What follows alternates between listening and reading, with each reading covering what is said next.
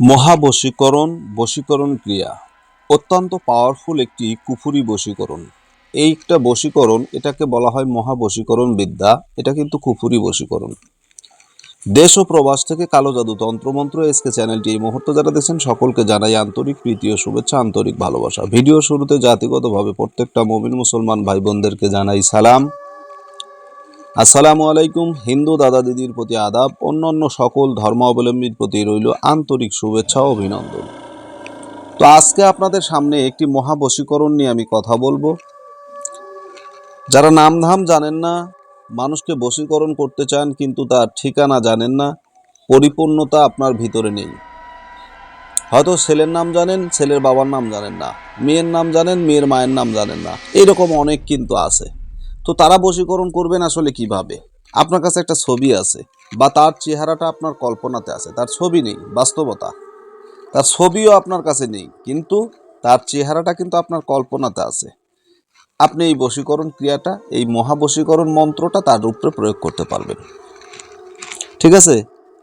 এই বশীকরণ ক্রিয়াটা তার উপরে প্রয়োগ করতে পারবেন। খুব সহজে এই বশীকরণের ফলাফল আপনারা দেখতে পারবেন। বশীকরণ যে মন্ত্র, ভেল ভেলকি বেলাইমুখী, লাগ ভেলকি চতুর্মুখী, পূর্ব পশ্চিম উত্তর দক্ষিণ। ঠিক আছে? যেদিকে তাকাই আমারে দেখতে পাস, জলদি আস নাইলে, এখানে দোহাই ব্যবহার করা হয়েছে। ঠিক আছে? এখানে দোহাই ব্যবহার করা হয়েছে। এই দোহাইগুলো কি আছে আপনারা নিজে দেখতেছেন। এখানে হযরত আলীর নাম আছে এবং কালীর নাম আছে।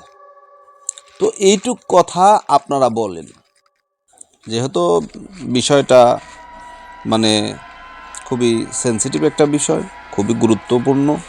এখানে এমন একটা দোহাই ব্যবহার করা আছে, মুসলমান যারা ধর্ম অবলম্বী তারা ভালো করে জানেন যে হযরত আলী রাদিয়াল্লাহু তাআলা আনহু তিনি একজন বড় মাপের সাহাবী। কারণ 4 জন খলিফা ছিলেন, তার ভিতরে তিনি চতুর্থতম খলিফা। তিনি যাকে বলা হয় শেরে খোদা আলী। তো এনার নাম এখানে ব্যবহার করা হয়েছে। ঠিক আছে? দক্ষিণা দেখেন, এরপরে মাথা খাস ওং কালী। তো যাই হোক, বলা আছে, আপনারা জিনিসটা বাংলাতে যেহেতু লেখা পড়ে নেবেন। তো এই মন্ত্রটা কিন্তু আপনাদেরকে জপসিদ্ধি করে নিতে হবে। শনিবার অথবা মঙ্গলবারে এই মন্ত্রটাকে জপসিদ্ধি করে নিতে হবে। সর্বপ্রথম আপনাকে যেটা করতে হবে, এই মন্ত্রটাকে আপনার সকালবেলা সূর্য ওঠার পূর্বে পশ্চিম দিকে মুখ করে বসবেন। পশ্চিম দিকে মুখ করে বসে এই মন্ত্রটা 151 বার অথবা 351 বার। যারা তান্ত্রিক রয়েছেন তারা 151 বার পড়লেই কাজ হবে। যারা সাধারণ মানুষ রয়েছেন, কারণ তাদের সাধারণ মানুষ আর তান্ত্রিকদের ভিতরে কিছুগুলো ব্যতিক্রম থাকে। সাধারণ মানুষ আর তান্ত্রিকদের ভিতরে কিছুগুলো ব্যতিক্রম থাকে, কারণ সাধারণ মানুষ তো আমলে থাকে না, আর তান্ত্রিক যারা আছে তারা কিন্তু আমলিয়াতের উপরে থাকে, বিভিন্ন আমলে থাকে, ইস্তেগফারের উপরে থাকে, বিভিন্ন আমল করার কারণে তাদের কিন্তু কাজগুলো শক্তিশালী হয়ে থাকে। তো সেই সুবাদে যারা সাধারণ মানুষ তারা 351 বার এই মন্ত্রটা পড়বেন সকালবেলা, শনিবার অথবা মঙ্গলবারে সকালবেলা সূর্য ওঠার আগে আপনারা বসবেন, পশ্চিম দিকে মুখ করে বসে এই মন্ত্রটাকে আপনারা মুখস্থ করে সুন্দরভাবে পড়ে নেবেন। এরপর বিকেলবেলা সূর্য যখন লাল হয় তখন আবার পশ্চিম দিকে মুখ করে বসে আপনি এই মন্ত্র 351 বার পড়ে নেবেন।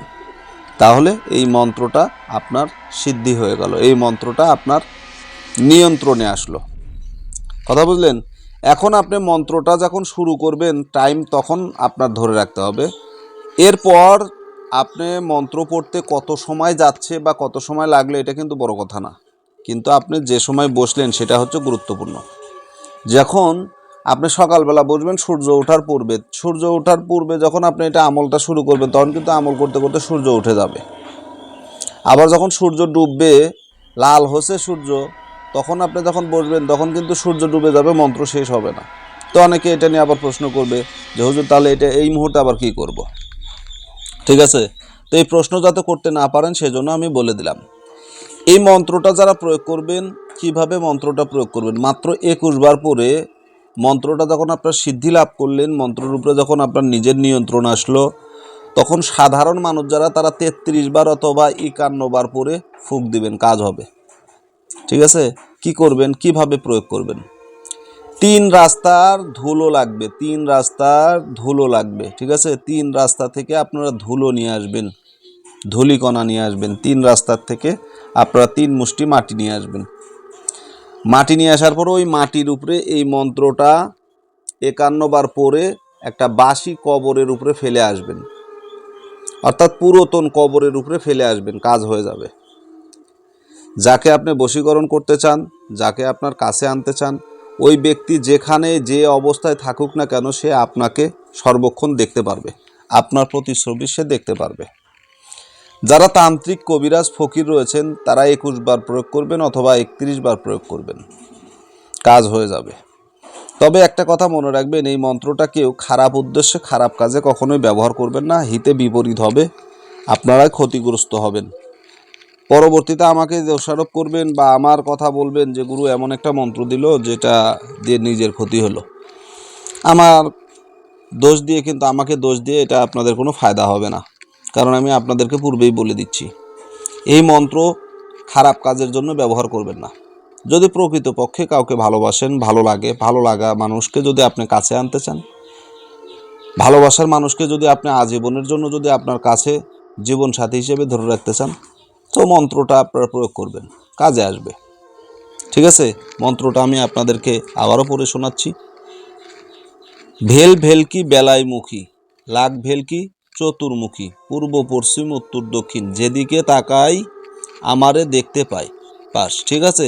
জলদি আস, নইলে দক্ষিণা। এখন এই যে পরের লাইনটা যেটা আছে এটা আমি না বলি, দক্ষিণা পর্যন্ত বললাম। এরপরে একটা লাইন আছে, একটা লাইন আর আমি বললাম না, এটা আপনারা নিজেরাই বলে নেবেন। তো যেভাবে আমি মন্ত্রটা পড়লাম ঠিক এইভাবে মন্ত্রটাকে মুখস্থ করে নেবেন। মুখস্থ করার পরে তারপরে মন্ত্রটা প্রয়োগ করবেন। যেভাবে মন্ত্রটা প্রয়োগ করতে বলছি ঠিক সেইভাবে মন্ত্র যদি প্রয়োগ করেন তাহলে আপনার কাজ হয়ে যাবে। এগুলো বশীকরণ, আসলে এগুলো গুরুমুখী বিদ্যা, এগুলো কাজ করলে কাজ হয়, কারণ এগুলো সাধারণ কোনো মন্ত্র না, এগুলো কাজ করবেন, 100% কাজ হবে। তো আশা করি বুঝতে পেরেছেন। ভালো থাকবেন, সুস্থ থাকবেন। কালো জাদু তন্ত্রমন্ত্র এসকে চ্যানেলে যদি নতুন হয়ে থাকেন চ্যানেলটা সাবস্ক্রাইব করবেন, পাশে থাকা বেল আইকনটি বাজিয়ে দিবেন যাতে নিত্য নতুন ভিডিও সবার আগে সবার প্রথম পেতে পারেন। আজকের মতো এখানেই বিদায় নিচ্ছি। আল্লাহ হাফেজ।